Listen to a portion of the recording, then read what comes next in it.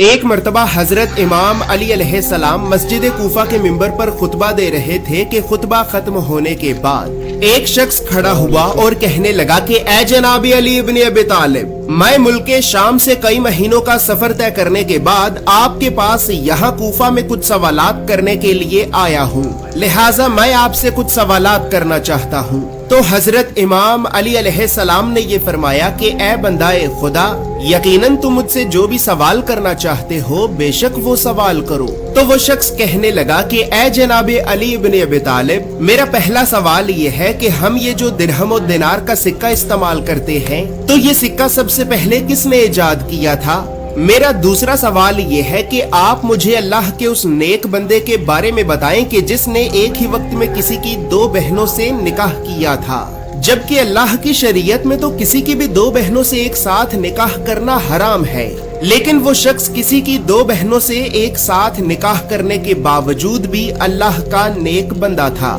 لہٰذا آپ مجھے اللہ کے اس نیک بندے کے بارے میں بتائیں۔ میرا تیسرا سوال یہ ہے کہ آپ مجھے اللہ کے ان 6 نبیوں کے بارے میں بتائیں کہ جن کے 2 نام تھے۔ میرا چوتھا سوال یہ ہے کہ آپ مجھے اللہ کے ان 5 نبیوں کے بارے میں بھی بتائیں کہ جو عربی زبان میں بات کیا کرتے تھے۔ میرا 5واں سوال یہ ہے کہ وہ ایسی کون سی مخلوق ہے کہ جس پر اللہ نے وحی نازل کی، لیکن وہ مخلوق نہ ہی تو کوئی جن ہے، نہ ہی انسان اور نہ ہی کوئی فرشتہ۔ اسی طرح میرا 6واں سوال یہ ہے کہ وہ ایسی کون سی مخلوق ہے کہ جس پر انسانوں نے جھوٹ باندھا، لیکن وہ مخلوق بھی نہ ہی تو کوئی جن ہے، نہ ہی انسان اور نہ ہی کوئی فرشتہ۔ میرا 7واں سوال یہ ہے کہ اللہ کے تمام نبیوں اور پیغمبروں میں حسب و نسب یعنی خاندان کے لحاظ سے سب سے زیادہ عزت والا نبی کون ہے؟ اور اسی طرح اب آخر میں میرا 8واں سوال یہ ہے کہ آپ مجھے قرآن کی ان 5 آیات کے بارے میں بتائیں کہ جیسا کہ اللہ رب العزت اپنے قرآن میں یہ فرماتا ہے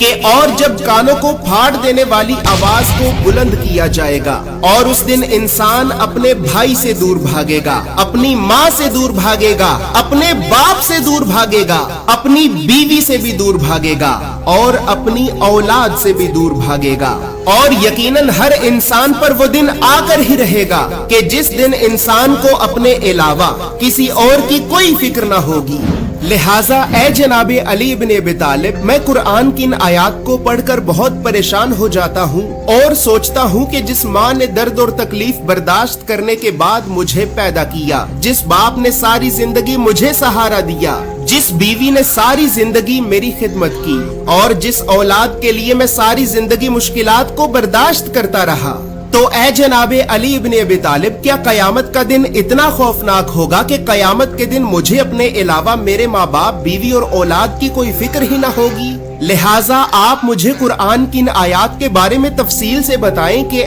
آخر قیامت کے دن کیا ہوگا۔ دوستو، اب حضرت امام علی علیہ السلام نے اس شخص کو اس کے ان 8 سوالوں کے جو جواب بتائے تھے، تو وہ جواب آپ کو بتانے سے پہلے یہاں پر یہ بات یاد رہے کہ یہ جو واقعہ میں آپ کو سنا رہا ہوں، تو یہ واقعہ آج سے 1000 سال سے بھی پہلے لکھی گئی احادیث کی ایک معتبر ترین کتاب عیون اخبار الرضا کے والیوم نمبر 1 کے باب نمبر 24 کی حدیث نمبر 1 میں واضح طور پر موجود ہے۔ تو بس پھر اب حضرت امام علی علیہ السلام نے اس شخص سے یہ فرمایا کہ اے بندہ خدا، تمہارا پہلا سوال یہ ہے کہ انسانوں میں سب سے پہلے درہم و دینار کا سکہ کس نے ایجاد کیا تھا؟ تو اے بندہ خدا، جان لو کہ انسانوں میں سب سے پہلے سکے کو بابل کے ایک ظالم بادشاہ نمرود بن کینان نے ایجاد کیا تھا۔ دوستو، یاد رہے کہ یہ نمرود بن کینان حضرت ابراہیم علیہ السلام کا دشمن تھا اور یہ آج سے قریباً 4000 سال پہلے بابل نامی ایک شہر پر حکومت کیا کرتا تھا۔ بابل کو انگریزی زبان میں بیبلون کہا جاتا ہے اور یہ شہر موجودہ دور میں عراق میں موجود ہے۔ اور یہاں پر یہ بات بھی یاد رہے کہ اللہ رب العزت نے بابل یعنی بیبلون کے لوگوں کی ہدایت اور رہنمائی کے لیے اپنے 2 نبیوں کو بھیجا تھا۔ ان 2 نبیوں میں ایک تو حضرت ابراہیم علیہ السلام ہیں اور دوسرے حضرت ادریس علیہ السلام ہیں۔ تو بس پھر اب حضرت امام علی علیہ السلام نے اس شخص سے یہ فرمایا کہ اے بندائے خدا، اب تمہارا دوسرا سوال یہ ہے کہ وہ اللہ کا ایسا کون سا نیک بندہ تھا کہ جس نے ایک ہی وقت میں کسی کی 2 بہنوں سے نکاح کیا، جبکہ شریعت میں تو کسی کی بھی 2 بہنوں سے ایک ساتھ نکاح کرنا حرام ہے۔ تو اے بندائے خدا، پھر اب جان لو کہ وہ نیک بندہ اللہ کے نبی حضرت یعقوب علیہ السلام تھے۔ حضرت یعقوب علیہ السلام نے ایک ہی وقت میں کسی کی 2 بہنوں خبار اور راحیل سے نکاح کیا تھا، لیکن اس نکاح کے بعد اللہ نے یہ حکم جاری کیا کہ اب کسی کی بھی 2 بہنوں سے ایک ساتھ نکاح کرنا حرام ہے۔ لہٰذا اسی وجہ سے حضرت یعقوب علیہ السلام کے بعد کسی بھی نبی کی امت کے لوگوں نے ایک ہی وقت میں کسی کی بھی 2 بہنوں سے نکاح نہیں کیا۔ دوستو یہاں پر یہ بات یاد رہے کہ حضرت یعقوب علیہ السلام کا دوسرا نام اسرائیل تھا اور آپ کی اولاد کو بنی اسرائیل کہا جاتا ہے،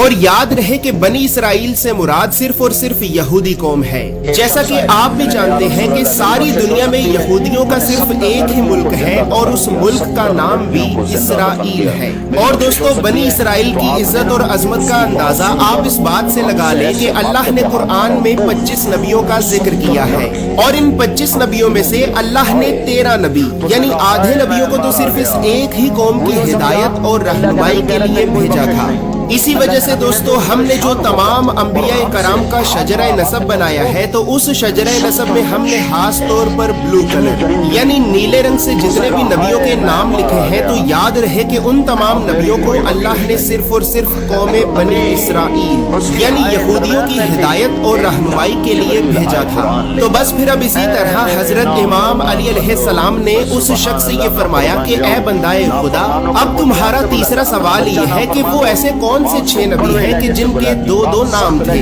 تو اے بندائے خدا، جان لو کہ حضرت یوشع بن نون علیہ السلام کا دوسرا نام ذوالکفل تھا۔ دوستو حضرت ذوالکفل علیہ السلام حضرت موسیٰ علیہ السلام کے خلیفہ اور جانشین تھے۔ اسی طرح حضرت خضر علیہ السلام کا دوسرا نام حلقیہ، حضرت یعقوب علیہ السلام کا دوسرا نام اسرائیل، حضرت یونس علیہ السلام کا دوسرا نام ذوالنون، حضرت عیسیٰ علیہ السلام کا دوسرا نام مسیح، اور حضرت محمد صلی اللہ علیہ وآلہ وسلم کا دوسرا نام احمد ہے۔ اسی طرح اب تمہارا چوتھا سوال یہ ہے کہ وہ اللہ کے ایسے کون سے 5 نبی ہیں کہ جو عربی زبان میں بات کیا کرتے تھے؟ تو اے بندائے خدا، جان لو کہ اللہ کے وہ 5 نبی کے جو عربی زبان میں بات کیا کرتے تھے، تو ان 5 نبیوں کے نام حضرت ہود علیہ السلام، حضرت صالح علیہ السلام، حضرت اسماعیل علیہ السلام، حضرت شعیب علیہ السلام،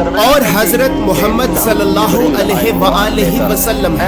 تمہارا 5واں سوال یہ ہے کہ وہ ایسی کون سی مخلوق ہے کہ جس پر اللہ نے وحی نازل کی، لیکن وہ مخلوق نہ ہی تو کوئی جن ہے، نہ ہی انسان، اور نہ ہی کوئی فرشتہ۔ تو پھر اے بندائے خدا، اب جان لو کہ وہ مخلوق شہد کی مکھی ہے۔ اسی وجہ سے تو اللہ رب العزت اپنے قرآن میں یہ ارشاد فرماتا ہے کہ اور دیکھو، تمہارے پروردگار نے شہد کی مکھی پہ یہ وحی نازل کی کہ پہاڑوں میں، درختوں میں اور گھروں کی چھتوں میں اپنے چھتے بنا، اور ہر قسم کے پھلوں کو کھاتی جا، اور اپنے رب کے صاف رستوں پر چلتی جا۔ اس شہد کی مکھی کے پیٹ سے پینے کے لیے ایک شربت نکلتا ہے جس کے مختلف رنگ ہوتے ہیں، اور اس شربت میں اللہ نے لوگوں کے لیے شفا رکھی ہے، اور بے شک غور و فکر کرنے والے لوگوں کے لیے اس بات میں بھی ایک نشانی ہے۔ لہٰذا اے بندائے خدا، وہ مخلوق کے جس مخلوق پر اللہ نے وحی نازل کی، لیکن وہ مخلوق نہ ہی تو کوئی جن ہے، نہ ہی انسان، اور نہ ہی کوئی فرشتہ، تو وہ مخلوق یہی شہد کی مکھی ہے۔ دوستو یاد رہے کہ اللہ رب العزت نے شہد کی مکھی میں وحی نازل کی تھی، تو اس بات کا ذکر قرآن میں سورہ النحل کی آیت نمبر 68 اور 69 میں واضح طور پر موجود ہے۔ اسی طرح اب تمہارا چھٹا سوال یہ ہے کہ وہ ایسی کون سی مخلوق ہے کہ جس پر انسانوں نے جھوٹ باندھا، لیکن وہ مخلوق بھی نہ ہی تو کوئی جن ہے، نہ ہی انسان، اور نہ ہی کوئی فرشتہ۔ تو پھر اے بندائے خدا، جان لو کہ وہ مخلوق ایک بھیڑ भेड़िया है, और ये भेड़िया वो भेड़िया है कि जब यूसुफ अलैहिस्सलाम के भाइयों ने आपके जिस्म से आपकी कमीज को उतार कर आपको कुएं में फेंक दिया, और फिर रात के वक्त यूसुफ के भाई यूसुफ की कमीज पर खून के निशान लगाकर अपने बाप याकूब अलैहिस्सलाम से आकर कहने लगे कि अहे बाबा, हमने यूसुफ की हिफाजत करने की बहुत कोशिश की, लेकिन अफसोस के अचानक एक भेड़िए ने यूसुफ को आकर खा लिया। अरे बाबा, ये यूसुफ की खून से भरी हुई कमीज इस बात को साबित करती है कि हमारे भाई यूसुफ को एक भेड़िए ने खा लिया है। लिहाजा ए बंदाए खुदा, जान लो कि वो मखलूक के जिस मखलूक पर इंसानों ने झूठ बांधा था, लेकिन वो मखलूक ना ही तो कोई जिन है, ना ही इंसान, और ना ही कोई फरिश्ता,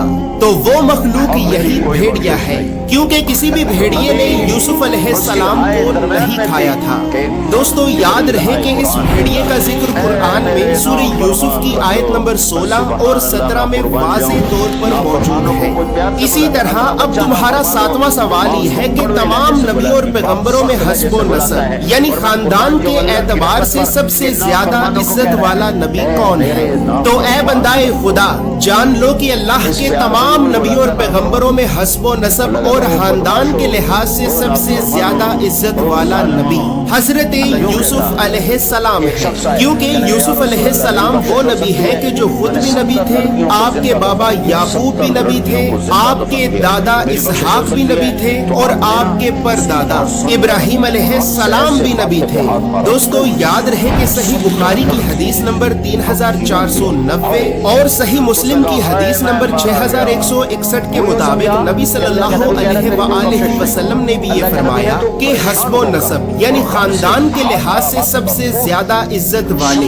हजरत यूसुफ अलैहिस्सलाम थे।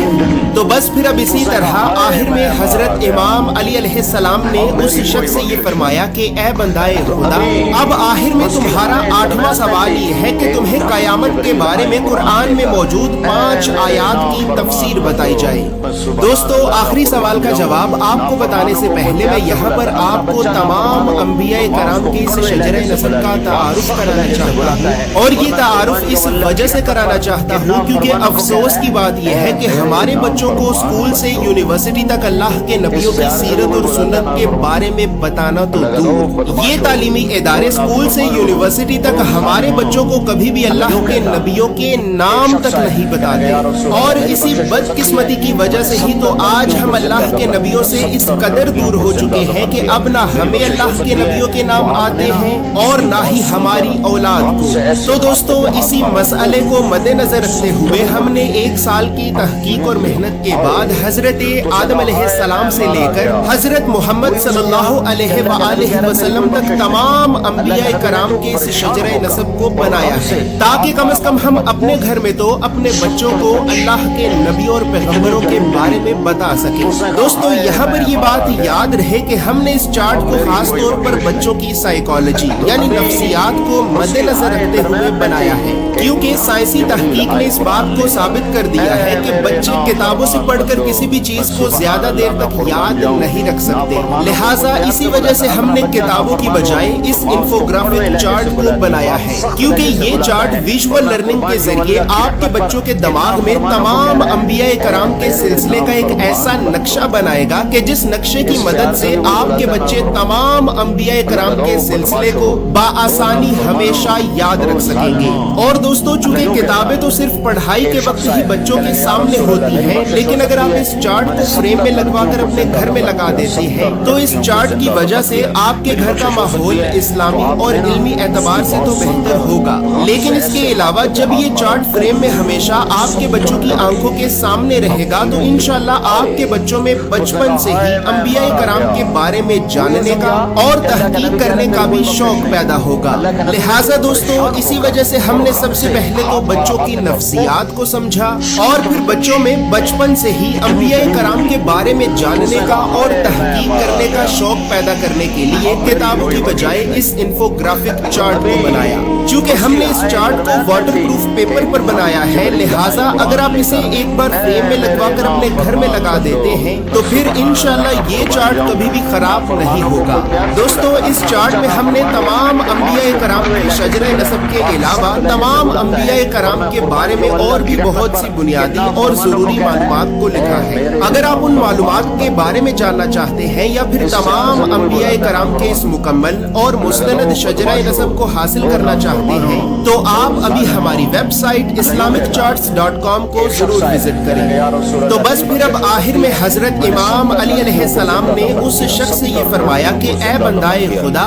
अब आखिर में तुम्हारा 8वां सवाल ये है कि तुम्हें कुरान में मौजूद कयामत के बारे में 5 आयात की तफसीर बताई जाए। तो जैसा कि अल्लाह रब्बुल इज्जत अपने कुरान में ये फरमाता है कि और जब कानों को फाड़ देने वाली आवाज को बुलंद किया जाएगा और उस दिन इंसान अपने भाई से दूर भागेगा, अपनी माँ से दूर भागेगा, अपने बाप से दूर भागेगा, अपनी बीवी से भी दूर भागेगा और अपनी औलाद से भी दूर भागेगा। और यकीनन हर इंसान पर वो दिन आकर ही रहेगा कि जिस दिन इंसान को अपने अलावा किसी भी और की कोई फिक्र न होगी। तो ए बंदाए खुदा, अब जान लो कि कुरान की इन आयात के पीछे छुपा हुआ राज ये है कि कयामत के दिन आदम का बेटा काबिल ये कहेगा कि ऐ काश मैंने दुनिया की खातिर अपने भाई को नुकसान ना पहुंचाया होता और अपने बाप आदम के खुदा पर ईमान लाया होता। आज तो मुझे अल्लाह के गजब से कोई नहीं बचा सकता।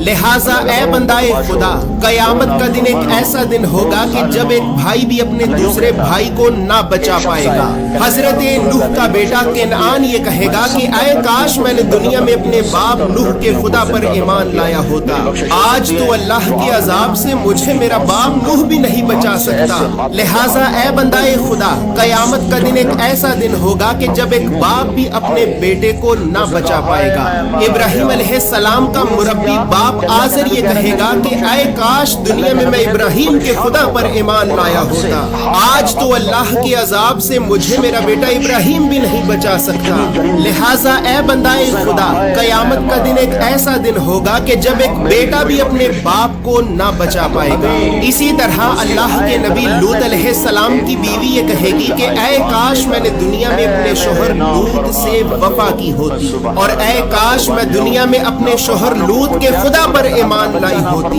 अफसोस कि आज तो मुझे दोज़ख की आग में जाने से मेरा शोहर अल्लाह का नबी लूत भी नहीं बचा सकता। लिहाजा ए बंदाए खुदा, जान लो कि कयामत का दिन एक ऐसा दिन होगा कि जब ना शोहर अपनी बीवी को और ना ही बीवी अपने शोहर को बचा पाएगी। बस ए बंदाए खुदा, कयामत का ये दिन इतना खौफनाक होगा कि आम इंसान तो दूर बल्कि अल्लाह के ये सब नबी भी अपने घर वालों तक को अल्लाह के अजाब से नहीं बचा पाएंगे। लिहाजा ए बंदाए खुदा, जाओ और जाकर उस दिन की तैयारी करो कि जिस दिन तुम्हारे आमाल के अलावा ना ही तो तुम्हारा माल और ना ही तुम्हारी औलाद तुम्हारे किसी काम आएगी, ना ही तो तुम्हारा माल और ना ही तुम्हारी औलाद तुम्हारे किसी काम आएगी। दोस्तों, तमाम अंबिया कराम अलैहिमुस्सलाम का मुकम्मल और मुस्तनद शजरा नसब हासिल करने के लिए आप अभी हमारी वेबसाइट islamiccharts.com को विजिट कर सकते हैं।